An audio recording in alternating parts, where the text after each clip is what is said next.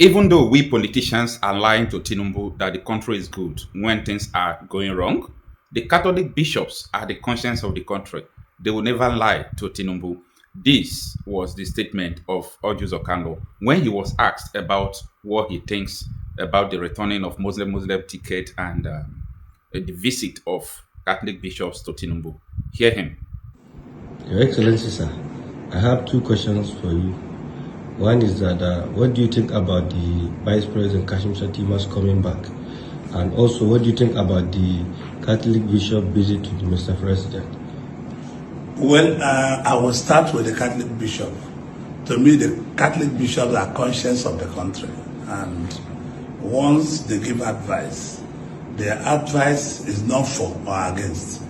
Their advice is just for any sitting president, any sitting leader to see things the way it should be. There's difficulty in Nigeria, there's no doubt, and it's not the fault of President Bola Ahmed Tinubu. And we have been able to capture the microeconomy, and the micro is what we are having problems, as I've always told people. So there's nothing new about the Catholic bishops visiting. They are clergymen who their conscience on what they speak, on what they say, and I support the visit of the Catholic bishops. It promotes the president to work harder, because the Catholic bishops are just telling him the day it is. Even if we politicians can lie to him and say things are good everywhere, the Catholic bishop can never say that, and that is why they are Catholic bishops. And I want to correct one thing. Cardinal Naika is not the president of Catholic bishops conference, and people are making mistake on that. So I believe whatever is this agreement between the Catholic bishops and the people speaking for the president is nothing, because the Catholic bishops just drop what they want to say about the presidency, or what they want to say about what they know about the economy. It's left for us who work with President Tinubu to take back to our rooms and analyze what they say and come out with beautiful things that will make Nigerian people to be proud. On Vice President Kashim Shettima, it's a continuity. There was no need of dropping him, and it could have been suicidal to drop him, and President Tinubu have done the right thing. It has nothing to do with what we are doing. I mean, we are Catholics, we are Christians, and I don't see anything that endangers anybody's life. If economy is good, this is why I have been telling the government to focus on economy. This economy was dead. It's just resuscitated by the president. So let us not deceive ourselves. So I'm not even going to go there. What I know, presidents have taken good decision in returning his vice president to Nigeria. And I want to thank the president and thank the National Security Advisor, Alhaji Nuhu Ribadu, for what they are doing on the security to go back to conquer our microeconomy. Because if they don't pursue these criminals, these hoodlums, we will not be able to go back to micro. Yeah, I'm not a fan of Ojos Okando at all. No, I'm not a fan. I'm not his fan at all. I don't like the way he played politics, especially the way he danced to any angle that would benefit him. Especially after he was sentenced to prison for corruption. Immediately he came out from the prison, he became someone like an errand boy to Tinubu and APC. I don't like that. So if you see the truth, you say it the way it is. I'm not saying this because of I don't like a human being that he is. No, I have a respect for every human being. He's an elderly man. Okay, I have a respect for him. But when it comes to your political office and your official character that affects the masses, expect people to talk about it because you have put yourself in the public to serve the people. So if you deviate, maybe you start serving against the people. Don't expect people to come and open their teeth before you. So I'm not a fan of Ojos Okando, but you see the way he addressed the issue about Tinubu and the Catholic bishop. I like it. Yes, I understand that Ojos Okando is a Catholic. As a parishioner of a Catholic church, he understands what it means to become a Catholic bishop. It's not a pastor or ordinary bishop. For you to become a Catholic bishop, you know what it is. And secondly, in Catholic Church, the reason why so many Reverend Fathers, not political Reverend Fathers like Governor of Benue State, who is no longer a Reverend Father as far as I'm concerned, but Reverend Fathers and bishops, because they don't own the church doesn't belong to them. So they don't have wives, they don't have children, so they have nothing to lose. That is why they are always standing tall to speak the truth. That is why they have voice. You understand? So I commend Ojo Okando for what he said about Tinubu and Catholic Bishop. Other thing he said that is none of my business. As far as I'm concerned, every other thing he said in that video is propaganda. Okay, it's propaganda to win an election. APC is not doing anything. If Nigerians, if they used to think deeply, they they will understand that Tinubu devalued the naira so that he can say he's paying everything more, salary more, paying governors more. But when you come to check the value of the money he's paying now and the value of the money that they were paying before his administration, you even see that he is now paying low when it comes to the value of the money. And that is why teachers are becoming poorer by the day. They can't afford fuel, but you say you are paying them more. What kind of nonsense is that?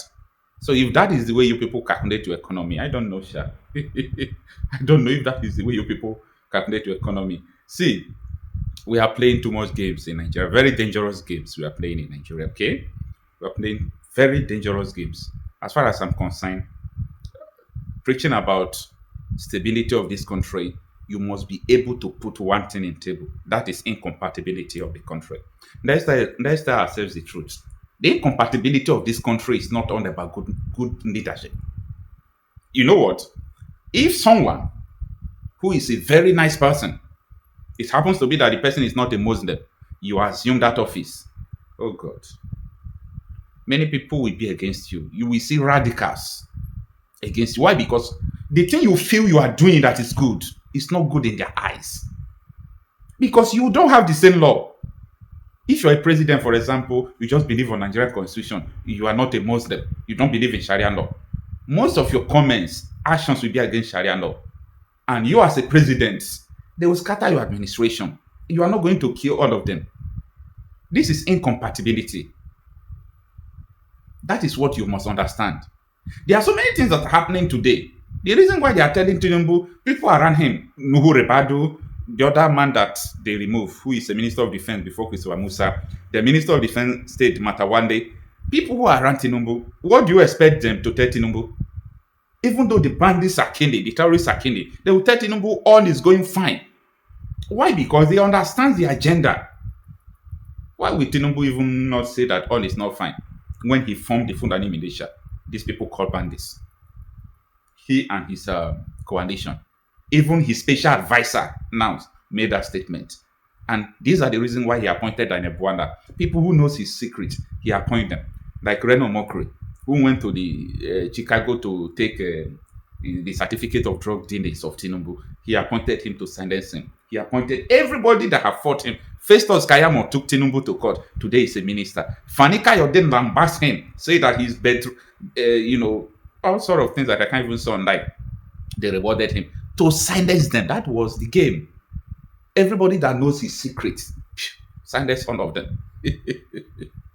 So people should be very careful. People should understand what is going on. We are not in a nation that is going to be peaceful very soon. This is not a cause. This is not wishing someone bad. This is just saying the truth.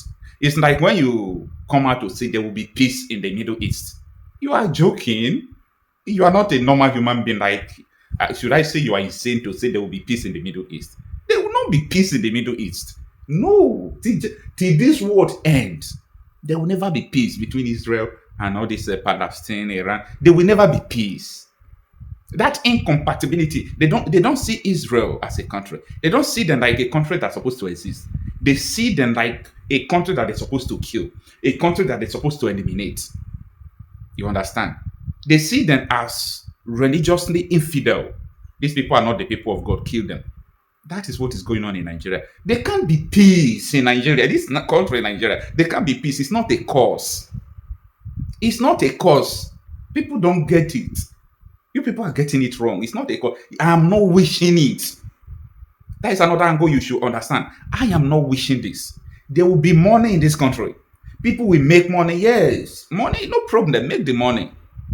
But money does not solve all the whole problem. Make your money, no problem. Okay? Make your money. Do whatever you want to do. No problem. But you see, the reality will come to hit us. You see this killing, kidnapping, 70, 80. As I speak to you, look at the time I'm making this video. Okay? This is 11:13, 11:13, Sunday, 2nd of August 2026. Okay? 11:13 p.m. So close to midnight. This is 11:13 p.m. Nigerian time. Close to midnight. I'm making this video. They just in back in that Plateau State, they just dropped the son of pastor. As at the moment I'm talking with you, they dropped the son of a pastor. They shot him dead. Boko Haram, DSS wrote a letter that Boko Haram is about to be targeting pastors and churches. Is it not happening? Why? Because they said they don't want Christians in Nigeria. They want a Sharia country, a caliphate country. And someone will wake up and tell you that, oh, one day that there will be peace in Nigeria. Who told you that all these people are in government and they don't love what Boko Haram is doing? When Boko Haram first gave ultimatum to Christians, they clap. It is in the newspaper. Shegumi said, yes, these are the soldiers of Islam. He said they are blessings to the northern Nigeria. They know what they are doing. They know. It is you that don't know until you are conquered. So, Urges Okano, you people who are playing politics, don't play politics against your people. You will regret it. Don't play politics against your people, because from now till a few years to come, you see how things are changing fast in Nigeria. Things are changing very fast. The division of Nigeria will soon be obvious to people because we are not one. We can never be one. Yes, let's pursue. You are saying let's pursue unity, no problem. But on what basis? On the basis of two constitutions in Nigeria? On the basis that you can marry a 10 years old baby or 12 years old baby? Like, what is the compatibility there? On the basis that if someone make a statement against your God, you kill the person, just like our sister Deborah.